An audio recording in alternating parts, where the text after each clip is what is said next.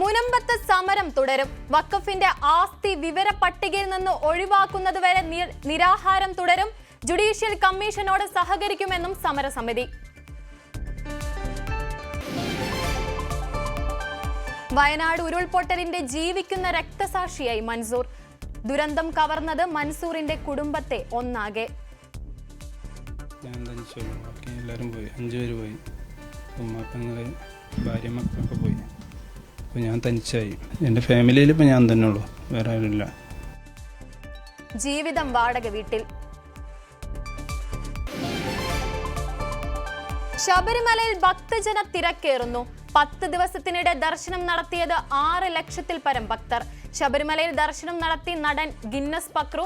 ശാരീരിക പരിമിതികൾ നേരിടുന്നവർക്ക് കൂടുതൽ സൗകര്യങ്ങൾ ഏർപ്പെടുത്തണമെന്ന താരം.